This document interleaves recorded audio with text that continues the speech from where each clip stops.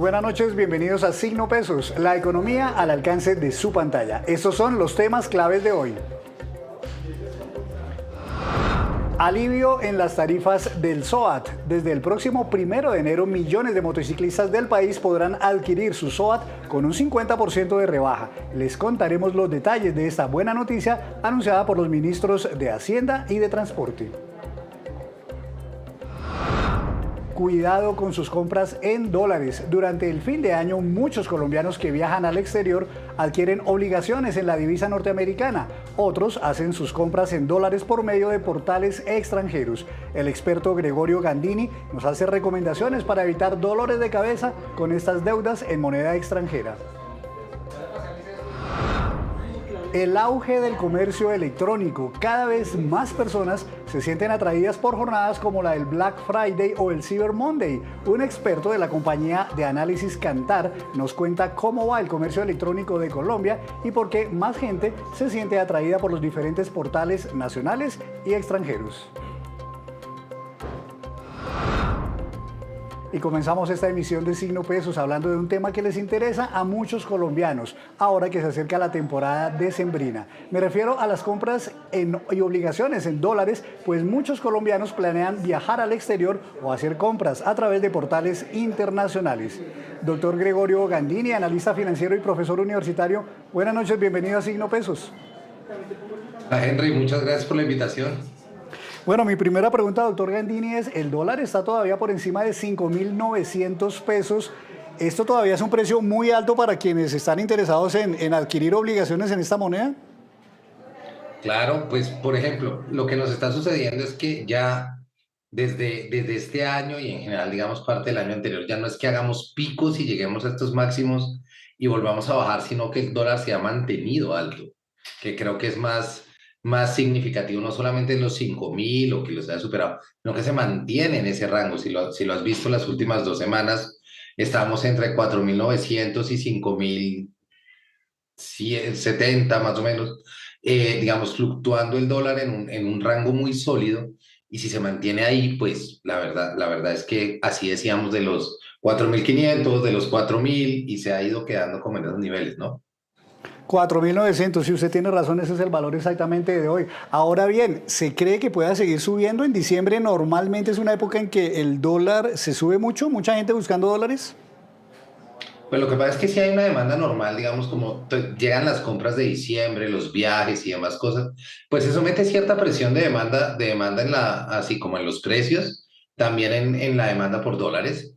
Entonces, y también tenemos, digamos, por fuera las fuerzas del dólar global siguen manteniéndose como en los niveles del alza. Habría que ver qué hace la Reserva Federal este diciembre, pero pues en general digamos que no hay como señales de que tengamos un cambio masivo pues en la tasa de cambio.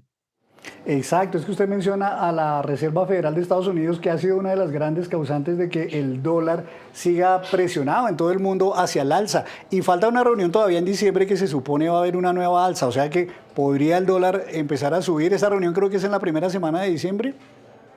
Sí, lo que sucede con esa reunión, digamos, lo que se espera, es básicamente todos los analistas tenemos descontado que va a haber un aumento.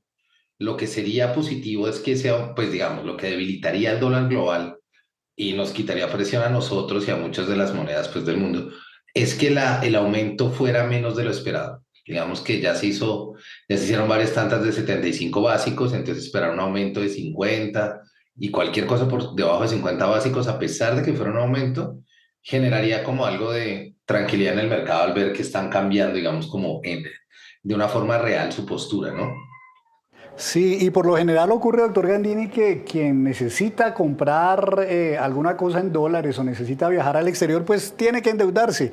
En estos casos, por ejemplo, los paquetes turísticos en el extranjero, los hoteles, los vuelos internacionales salen mucho más caros por lo que los tasan en dólares. ¿Hay alguna forma de evitar esto, comprarlos anticipadamente o al contrario, esperar a ver si baja un poquito el dólar a comienzos de diciembre o no? Pues digamos que la expectativa, o sea, querer que el dólar baje, lo pone a uno a veces en una situación muy compleja. El que esperaba que el dólar bajara hace 2 meses, pues encontró un dólar de 5.000, ¿no? Entonces, Digamos que lo que yo siempre pienso y creo es, si uno tiene obligaciones hay que pensar en el dólar de hoy y en cómo va a poder, digamos, enfrentar esas obligaciones. Hay cosas donde hay dólares más baratos o más caros en términos de cómo te lo cobren.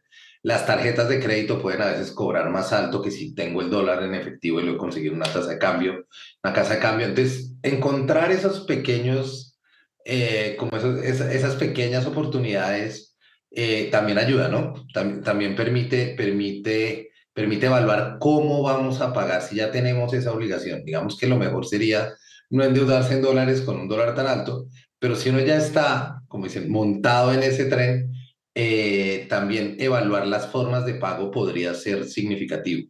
¿Dónde me sale más caro el dólar que voy a pagar, no? Y no solamente dónde comprar los dólares. Si, por ejemplo, yo tengo que pagar, vamos a suponer, los tiquetes con tarjeta de crédito, la recomendación sería eventualmente pagarlo al menor número de cuotas posibles para evitar tasa de interés sobre algo que además vale en dólares. Claro, claro, no, de acuerdo, y tienes toda la razón. Tenemos un nivel altísimo de tasas de interés. Estamos con tasas de usura alrededor del 36%.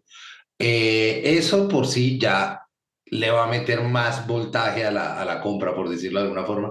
La va a hacer más costosa si ya además estamos en un nivel de tasas de cambio alto. Pues, ¿para qué sumarle más a lo que ya tenemos? Entonces, entre menos cuotas y la verdad, lo ideal sería que si tienen que usar la tarjeta de crédito pudieran hacerle una cuota y por lo menos quitan ese efecto de tasa de interés sobre tasa de cambio, ¿no? Bueno, mucha gente viaja al exterior, no solamente a Estados Unidos, también en Europa, donde ya las cosas las cobran en dólares, por supuesto. Eso que uno paga allá en euros, por ejemplo, aquí en Colombia, ¿los bancos se lo cobran a uno en dólares o en euros o finalmente en pesos colombianos? ¿Cómo es eso? Existe una tasa oficial de Europeso que creo que aplica, pero la verdad no estoy completamente seguro, pero creo que sí pueden hacer el cambio directo. De todas formas, si no lo harían vía TRM y ajustarían con el valor que tenga el euro internacional contra el dólar, ¿no? Pero el caso es, seguimos teniendo los mismos problemas porque de todas formas estamos teniendo desventaja al ser la moneda débil, bien sea contra el euro, bien sea contra el dólar, ¿no? El tema no es solamente, doctor Gandini, los viajeros y los paquetes turísticos. El tema también son las compras navideñas que mucha gente hace a través de portales como Amazon, eBay u otros, donde también se paga en dólares. ¿Qué recomendaciones podría haber para que esas compras no salgan mucho más caras de lo que efectivamente pueden ser en diciembre, pero además en dólares seguramente más caras? Bueno, lo primero sería revisen muy bien la tasa a las que les cobran. Por ejemplo, Amazon cobra más que la tasa del mercado. Normalmente tiene una tasa que es más alta. Estos portales manejan unas tasas que están calculadas de una forma ligeramente diferente. Entonces es importante que no se guíen por lo que creen que vieron en las noticias, en el periódico, donde sea. Vayan y revisen los portales. Cuando, por ejemplo, uno va a hacer la compra, al final le dicen, vea, esto es tanto y la tasa a la que le estamos convirtiendo es esto. Revisen si eso tiene sentido. En general, digamos que estar montándose en compras en dólares que uno no requiera, no me parece a mí que sea sensato en este momento particular, en términos de los altos niveles en los que se está sosteniendo el dólar.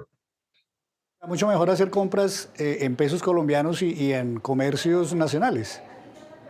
Exacto. Y pues lo que mencionas de la tarjeta de crédito también hay que tenerlo en cuenta y es, de nada nos sirve solamente esquivarnos el riesgo cambiario si vamos y compramos a 36 cuotas con unas tasas altísimas, ¿no? También hay que ser muy, digamos que la tarjeta de crédito hay que manejarla con muchísimo cuidado. Hay quienes ya tienen contraídas deudas en dólares, doctor Gandini, y no saben si, y las tienen además diferidas a varias cuotas, y en este momento no saben si pagarlas todas en un solo contado o si esperar más bien que el dólar baje un poco, quizás en enero, en febrero. ¿Hay formas de dar alguna recomendación ahí? Porque obviamente no sabemos el dólar qué comportamiento vaya a tener en enero o en febrero. Sí, o sea, lo que tú dices es cierto, predecir el dólar es muy difícil, no sabemos, digamos, y además estamos en un año de volatilidad increíble. Pero lo que uno puede ir haciendo es ir prepagando a medida, o sea, no esperar que llegue un dólar milagroso y bajó a 3.500 y ahora voy a pagar todas mis deudas. Si están los flujos y la forma de ir prepagando la deuda, uno debería estar empujando para ese lado. que sea como sea, siempre prepagar una deuda le va a servir a uno, no solo desde el punto de vista financiero, de cambiario, sino financiero, ¿no? Van a reducirse o las cuotas o el plazo. Entonces, hacer esos ejercicios funciona también. Usted al comienzo mencionaba las altas tasas de interés. ¿Esas tasas en Colombia, las tasas en los bancos, seguirán subiendo? ¿Uno podría prever que esto va a seguir subiendo también? Pues nosotros tenemos ahora el pequeño ejercicio de lo que estábamos hablando de la Fed, y es, si la Fed sigue subiendo tasas, cada vez hace más atractivo el dólar, porque además es un refugio, pero entonces, ¿qué termina haciendo? Pues tiene rehenes a los bancos centrales del resto del mundo que tienen que seguir subiendo sus tasas. Y tuvimos sorpresa negativa de la inflación en Colombia, lo que puede llevar a que el Banco de la República también siga subiendo tasas, lo que eventualmente va a seguir subiendo las tasas de los bancos comerciales, ¿no? Pues doctor Gandini, muchas gracias. Son recomendaciones muy útiles para tanta gente que ahorita en diciembre tiene esa tentación de o comprar cosas en dólares o eventualmente requiere efectivamente hacerse a unos dólares para poder viajar. Muchas gracias por estar en Signo Pesos y por las recomendaciones. Muchas gracias, Henry, por la invitación. El doctor Gregorio Gandini, analista financiero, profesor universitario en Signo Pesos. El gobierno anunció hoy que definitivamente no habrá más días sin IVA. Muchas personas e inclusive comerciantes creían que el gobierno aprobaría la tercera jornada de este año, que desde un decreto del gobierno anterior estaba prevista para celebrar este 2 de diciembre. Sin embargo, y en vista de que es potestativo del gobierno hacer esas jornadas o no hacerlas, el presidente Gustavo Petro decidió no realizarla. No habrá días sin IVA. Esa es la decisión del gobierno, directamente del presidente de la República. Entonces, el decreto que saldrá publicado es el decreto de la eliminación del día sin IVA. Y aunque no habrá más días sin IVA, sí se avecina una jornada clave para el comercio, el Black Friday, que se cumplirá este viernes y se extenderá hasta el lunes próximo. En esta fecha habrá grandes descuentos y promociones, especialmente para compras por portales electrónicos, aunque muchos comercios también lo harán para compras presenciales. Para hablar de este tema quiero saludar al doctor Julián Forero, gerente de Kantar World Panel. Buenas noches y bienvenido a Signo Pesos. ¿Cómo le ha ido? Buenas noches, Henry. ¿Cómo está? ¿Cómo está? ¿Cómo va todo? Bien, doctor Forero, muchas gracias. Quería preguntarle en primer lugar, estas jornadas como el Black Friday que mencionábamos, otras que se llaman el Ciberlunes, ¿atraen mucho efectivamente a la gente para hacer compras a través del comercio electrónico? Claro que sí. De algún modo, digamos como estamos en una época inflacionaria, todo este nivel de promociones, digamos que suele verse, digamos que movido por parte de los diferentes fabricantes que hay en el mercado. Y claramente todas estas fechas de eventos es lo que está buscando un shopper que se ha vuelto más inteligente. La gente está buscando cada vez más de estas diferentes opciones de cómo ahorrar porque el bolsillo está un poco apretado por ese tema inflacionario. Y efectivamente las compras hechas a través de portales electrónicos son quizás un poco más baratas que las que uno haga, digamos, del mismo producto, pero en comercios presenciales. Pues todo depende, o sea, digamos como que presencialmente como virtual se pueden encontrar, digamos que muy buenos precios en los diferentes retailers y los diferentes canales. Digamos que si volvemos al tema promocional, el nivel promocional de algún modo, cuando hablamos de este canal de e-commerce, como es un canal que todavía está buscando generar penetración, que es decir, llegar a más hogares o más compradores, pues suelen, digamos que tener más actividades y más promociones. Pero un dato muy interesante que está pasando hoy en Colombia es que ya cada vez nos estamos volviendo un poco, digamos que más maduros en el sentido de que hay cada vez más compradores comprando a través de este canal. ¿Qué tipo de artículos o de categorías de artículos atraen más a la gente hacia el comercio electrónico? Pues mira, en general, digamos que desde nuestra metodología de Kantar World Panel, nosotros estamos viendo más que todo productos de consumo masivo a través de este e-commerce, que es lo que nosotros medimos. Y lo que hemos visto que digamos que se ve un poco más sobreindexado son estos productos, llamémosle un poco más grandes, tal vez de volúmenes un poco más grandes, tipo los de cuidado capilar, un shampoo, digamos, de un tamaño un poco más grande, un acondicionador más grande, donde también el comprador tiene, digamos, que un precio más barato por mililitro. Entonces, además del tema promocional, si el comprador pues sabe que va a ser una compra grande porque viene, digamos que por un domicilio, pues suele buscar eficiencias en el precio por mililitro un poco más económico. ¿Sí? Y viendo el comercio electrónico como un todo, digamos, en Colombia, ¿qué tanto está creciendo? Me imagino yo, la pandemia permitió o llevó a que mucha gente, digamos, se decidiera a hacer compras electrónicas, porque digo se decidiera porque antes generaba como cierto temor. Claro, y de algún modo, digamos, como que pues en nuestra cultura costó un poco, digamos, que el crecimiento de este canal e-commerce. Mientras que en Colombia todavía era un canal que estaba haciendo nicho, que no muchos hogares compraban. En Asia ya eran uno de los canales más importantes, en China, en Japón, en Corea. Y con la llegada de la pandemia, lo que pasa es que nos encierran, entonces muchos hogares se ven obligados a comprar a través del canal online. Y lo que empieza a pasar es que personas que no solían comprar en el canal, por ejemplo, digamos que personas mayores de 50 años, de 65 años, les toca comprar y les gusta. Entonces terminan fidelizándose un poco más y hoy son uno de los perfiles más importantes de compra online. Es decir, las personas mayores de 50 años suelen comprar mucho y consumo masivo comprar un montón a través de este tipo de accesos online. Vi en el estudio de ustedes que efectivamente, bueno, sí, las personas mayores de 50 años, pero también y sobre todo los jóvenes son los más asiduos clientes de los portales electrónicos de comercio. Desde la parte de consumo masivo, mira que no hay tanta diferencia, uno esperaría que sí. En la parte digamos que todo lo que tiene que ver con la canasta básica, casi que el perfil es el mismo, es decir, los compradores de 50 años ya digamos que por este efecto pandémico que nosotros llamamos, ya de algún modo están tan desarrollados como un hogar joven.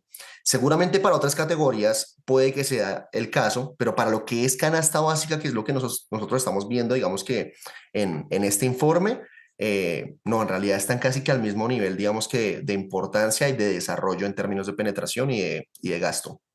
Según el estudio de ustedes, ¿qué proporción de hogares colombianos están ya haciendo compras habituales a través de comercio electrónico?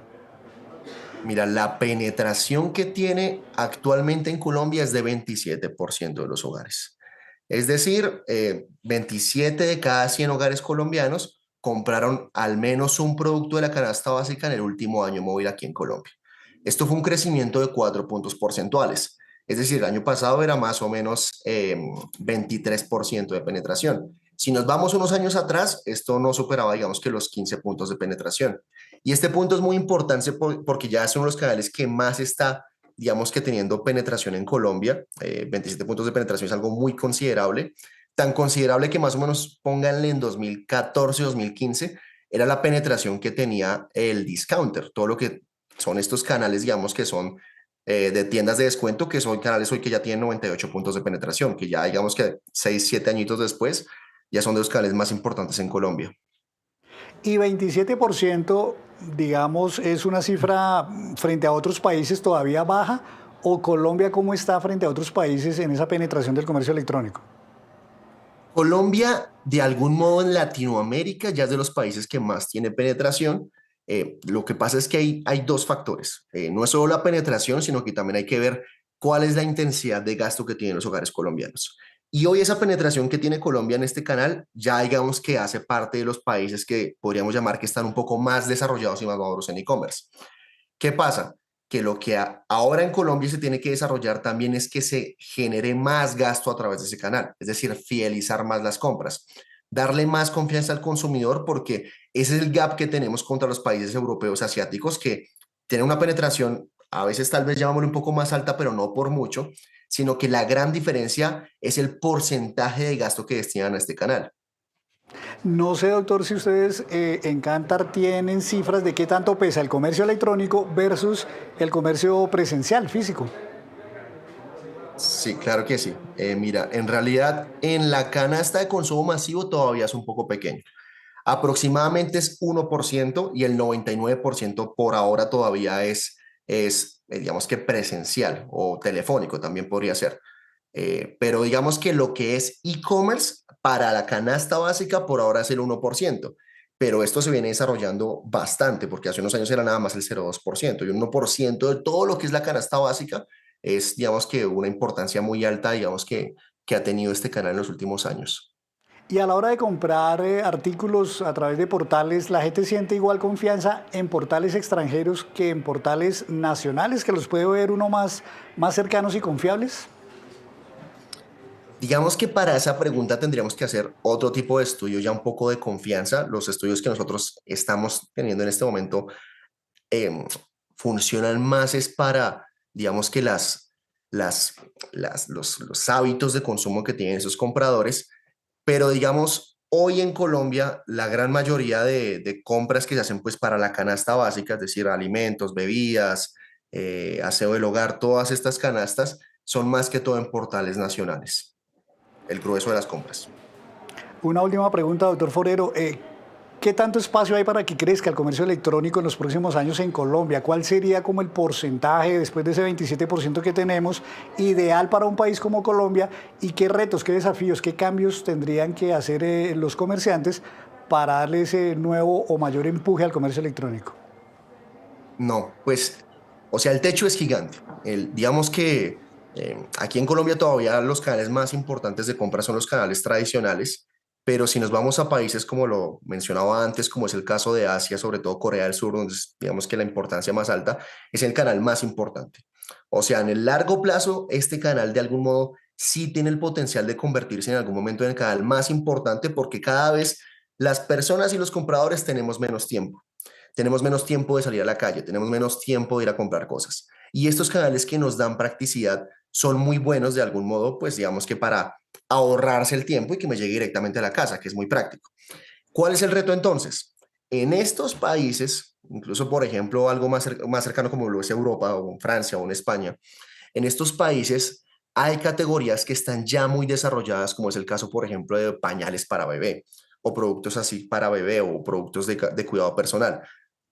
El reto en Colombia es que veamos esos gaps que existen en estas regiones que todavía el consumidor tal vez no ha tenido confianza porque tal vez no le da confianza comprar algo para el bebé a través del e-commerce, supongamos que esa sea la razón, pero en el resto del mundo sí se está dando. Entonces, los aprendizajes que nos podemos traer de esos países, de cómo ha crecido el e-commerce, podemos aterrizarlos acá para buscar, digamos que, desarrollar ese tipo de compras, porque, por ejemplo, un pañal, por el volumen que tiene, sería más práctico que llegara directamente al hogar que tener que ir a comprarlo, digamos que a un retailer, digamos que unos pañales que vienen por 50, ¿sí? Pues doctora, interesante estudio este de Kantar World Panel, así que le agradecemos mucho por compartirnos las conclusiones de este informe que ustedes revelaron en las últimas horas. Muchas gracias. No, a usted, Henry, un gusto conocerlo. Claro que sí, Julián Forero, él es de Kantar.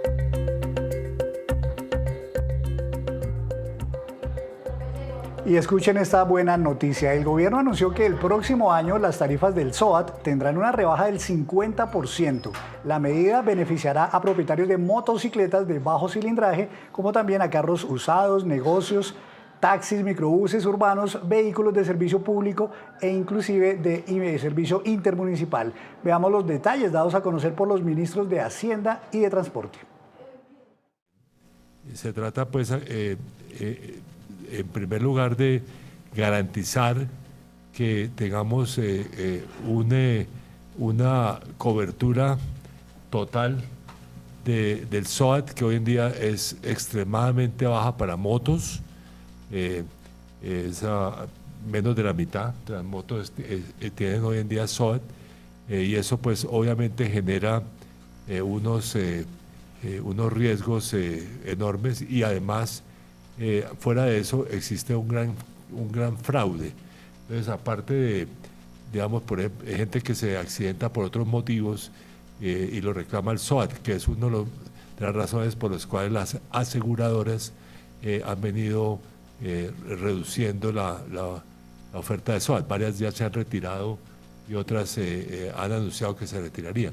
No obstante, como lo dijo el ministro, sé los motociclistas los que generan la mayor siniestralidad, los que menos tienen SOAT. El gobierno les da una mano en el sentido de reconocer que el 80% de los motociclistas pertenecen a esa masa de trabajadores que dependen de su motocicleta, y con esto se les está diciendo una ayuda muy importante. No solo no se incrementó la tarifa para 2023, sino que se redujo a un 50%. Entonces, este es el gobierno donde hay justicia social y justicia económica. Y hoy se cumple ese postulado a cabalidad y es un buen gesto. Ahora, de parte de nosotros, ministro, nos queda decirles a todos ellos, en especial a los motociclistas, que lo que nos tienen que ayudar para compensar el costo que representa este descuento es a reducir la siniestralidad. Debe haber una acción bilateral del lado de los motociclistas, a ser responsables, a cuidar de sus vidas, a cuidar de la vida de los peatones y de los demás. Eso nos va a llevar a que podamos tener la mejor relación. Estamos trabajando con Fasecolda en cabeza del superintendente financiero, ministro, para liberar unas reservas que permitan que tengamos la expedición oportuna del SOAT, que es parte también esencial, que hay que decirlo. No solo va a bajar el SOAT, sino que además se van a expedir las pólizas y esperamos la contribución del lado de las aseguradoras. Y ahora les comparto esta que es la cifra económica del día. 14.97 billones de pesos y corresponde al recaudo de impuestos reportado por la DIAN durante el mes de octubre de este año. La cifra significa un crecimiento de 29% si se suma el recaudo de enero a octubre. Los colombianos habrían pagado ya 191.73 billones de pesos en tributos. Es decir, que hay un aumento de 35% frente al mismo periodo de 2021. Y un estudio de la Central de Riesgo TransUnion reveló que quienes más vienen jalonando el crecimiento del crédito bancario en Colombia son los jóvenes y los consumidores con menos experiencia. El informe tiene corte al tercer trimestre de este año. Virginia Olivella, directora de investigaciones de TransUnion, nos cuenta los detalles.